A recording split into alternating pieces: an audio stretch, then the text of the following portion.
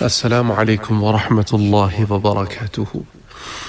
کافی دنوں سے، میں یوں کہوں کہ کافی مہینوں سے یہ سوال آ رہا ہے، لیکن اس کی طرف میں نظر نہیں کر سکا، اور چونکہ رمضان المبارک میں اب یہ سوالات آ رہے ہیں اور ان کی زیادتی آ رہی ہے، تو اب یہ امر ایسا ہے کہ اب یہ توجہ چاہتا ہے۔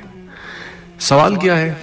سوال یہ ہے کہ میں مشت زنی سے اپنے آپ کو کیسے روکوں، میسٹربیشن جس کو آپ کہتے ہیں، یعنی کہ اتنی زیادہ یہ احساسات حاوی ہو رہے ہیں کہ کنٹرول نہیں ہوتا۔ زیادہ تر ینگ لڑکے یہی کہتے ہیں کہ 20-21 سال عمر ہے، 25 سال عمر ہے، 30 سال عمر ہے، اس میں کوئی عمر کی قید نہیں ہے۔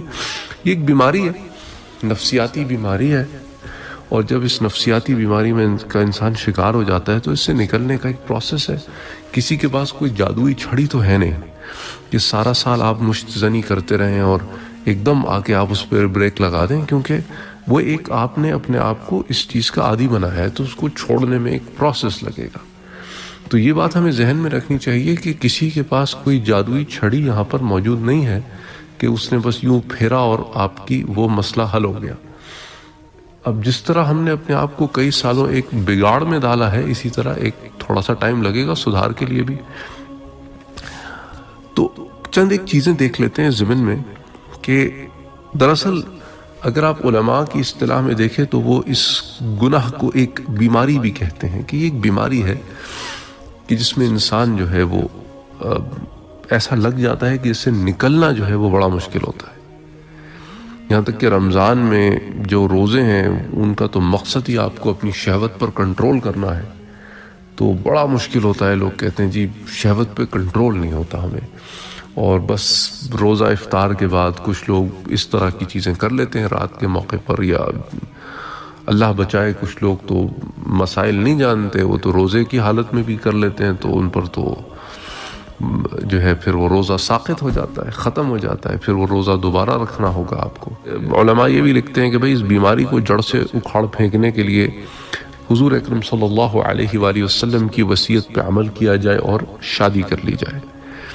اچھا، اگر یہ بھی نہیں ہو سکتا، ابھی فی الحال حالات ایسے ہیں، تو مشت زنی اور خود لذتی کی طرف لے جانے والے جو خیالات اور وسوسے ہوتے ہیں ان سے دور رہنا چاہیے، کیونکہ ہوتا یہ ہے کہ سب سے پہلے ذہن میں خیال ابھرتا ہے، اور پھر وہ فکر آتی ہے، پھر اس فکر کو انسان جو ہے پروان چڑھاتا ہے، اور پھر بس نہیں چلتا کہ کچھ کر گزروں، اور اس کے بعد جو ہے انسان اس گناہ کو کر بیٹھتا ہے۔ تو نظروں کی حفاظت کریں، کوئی بھی الٹی سیدھی تصویریں یا ویڈیوز نہیں دیکھیں، غیر محرم عورتوں کو نہ دیکھیں، ایسا کوئی کام نہ کریں جس سے آپ کی شہوت بھڑکتی ہو۔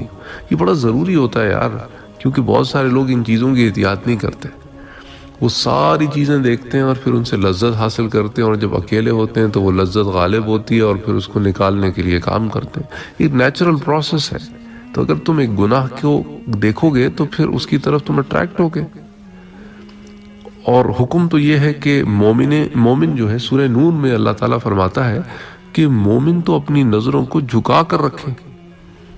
تو نظریں جھکا کے رکھنے سے مراد یہ ہے کہ اپنے آپ کو گناہوں سے بچائیں اور غلط چیزوں کے دیکھنے سے بچائیں، اور جب تمہیں عادت ہو جائے گی نا تو تمہیں ویسی نامحرم دیکھنے پسند نہیں آئیں گے، فوراً تمہاری نظریں جھک جائیں گی، ادھر ادھر چلی جائیں گی کہ نہیں یار یہ غلط کام ہے۔ لیکن جب نظر میں حیا اٹھ جائے اور بے باک ہو جائے نا، تو بس وہ پھر اس کی کوئی حد نہیں رہتی، پھر وہ گناہ کو گناہ نہیں سمجھتی نظر، پھر جتنے بھی گناہ کر لیں اس کو کہتے ہیں نا ٹھڑک پوری نہیں ہوتی، خواہش پوری نہیں ہوتی۔ اچھا، حضور اکرم صلی اللہ علیہ وآلہ وسلم کا فرمان بھی ہے کہ ایک نظر کے بعد دوسری مرتبہ نظر مت دوڑاؤ، کہ بھائی اگر غلطی سے پڑ بھی گئی ہے تو پھر اس کو واپس سمیٹ لو۔ اسی طرح اپنے آپ کو مختلف عبادات میں مصروف رکھو اور گناہ کے لیے فرصت نہ چھوڑو۔ ہمارے ایک استاد تھے، وہ کہا کرتے تھے جب اس طرح کا کوئی کیس آتا تھا تو اس سے کہتے تھے بیٹا تم تنہا مت رہا کرو، تنہا رہنے کو اوائڈ کرو، کیونکہ اکثر یہ گناہ انسان تنہائی میں کرتا ہے، اور تنہائی میں بھی جب اکیلا ہوتا ہے وہ کام میں مشغول نہیں ہوتا، تو تم جب کسی کام میں مشغول نہ اور فارغ ہو تو تنہا مت بیٹھا کرو۔ اس طرح اچھی صحبتوں میں بیٹھو، بری صحبتوں میں نہیں بیٹھو۔ اچھا، مشت زنی اور خود لذتی، یہ مشت زنی مردوں میں بھی ہوتی ہے اور یہ خود لذتی خواتین میں بھی ہوتی ہے، جس کو ہم بڑی تفصیل کے ساتھ مشت زنی کی سیریز میں کور کر چکے ہیں۔ تو یہ بیماری دونوں جنسوں میں پائی جاتی ہے، مرد حضرات میں زیادہ ہے اور یا زیادہ عام ہے یا اس کا زیادہ پتہ ہے۔ بہرحال اس سے جسمانی صحت پر بھی بہت برے اثرات پڑتے ہیں، اس کے طبی نقصانات بھی ہوتے ہیں کہ انسان کمزور ہو جاتا ہے، اعصاب ڈھیلے پڑ جاتے ہیں اور عضو خاص جو ہے وہ بھی کمزور ہو جاتا ہے۔ اس طرح کمر کا درد لوگوں کو ہو جاتا ہے، کئی نقصانات ہوتے ہیں اس سے، ذہنی تناؤ ہوتا ہے، ضمیر کی ایک ملامت ہوتی ہے اگر ضمیر زندہ ہے، اس سے سٹریس ہوتی ہے، سٹریس سے تو کئی بیماریاں ہوتی ہیں۔ تو اس طرح بار بار غسل کرنا پڑتا ہے۔ غسل اگر آپ موسم سردہ میں کرتے ہیں، اب ڈیپینڈ کرتا ہے آپ کے پاس کیا فیسلٹیز ہیں، کہیں بدن میں سردی نہ بیٹھ جائے، بہت ساری چیزیں ہوتی ہیں۔ روزہ تو خراب ہوتا ہی ہے، اللہ تعالیٰ محفوظ رکھے۔ پھر رمضان کے مہینے میں اس طرح کا گناہ روزے کے بعد بھی کرنا، جو نیکی کمانے کا وقت ہے وہ ہم ان گناہوں میں لگا دیں۔ اسی طرح اپنے ارادے کو مضبوط رکھیں، اپنے عزم کو مصمم رکھیں، شیطان کے آگے ڈھیر نہ ہو۔ جب بھی اس طرح کے خیالات آئیں تو لا حول ولا قوت الا باللہ کا مطلب سمجھ کے اس کو پڑھیں کہ اللہ تعالیٰ ہی کے لیے ہے سب طاقت، اس کے علاوہ کسی کے پاس کوئی طاقت نہیں ہے۔ تو میں اللہ کی امان میں آتا ہوں، اللہ کی پناہ میں آتا ہوں اور ہر چیز سے اللہ مجھے محفوظ رکھے۔ اور اگین علماء یہی تجویز کرتے ہیں کہ اگر آپ شادی نہیں کر سکتے ہیں تو جو حضور اکرم صلی اللہ علیہ وسلم کا تجویز کردہ عمل ہے، علاج ہے کہ روزے رکھیے۔ اور روزے رکھنے کی ایک پرپز ہے۔ ہم لوگ روزے رکھتے ہیں تو اس میں ہم ہنگر سٹرائک کر رہے ہوتے ہیں، ہم بھوکے رہ رہے ہوتے ہیں، باقی ساری چیزیں ہم وہی کر رہے ہوتے ہیں۔ روح ہے، اس کا خیال رکھنا چاہیے۔ سوتے وقت سونے کے اذکار کی پابندی کریں، دائیں کروٹ پہ سوئیں۔ یہ بڑا ایک زبردست چیز ہے، آپ آزما کے دیکھیں۔ آپ بائیں کروٹ پہ سوتے ہیں نا تو شہوت غالب آتی ہے، آپ دائیں کروٹ پہ سوئیں گے نا تو شہوت غالب نہیں آنے پاتی، کیونکہ آپ دل کے اوپر اتنا دل جو ہے نا وہ دوسری طرف مائل ہوتا ہے، اچھائی کی طرف مائل ہوتا ہے۔ تو دائیں کروٹ سونے کی عادت ڈالیں۔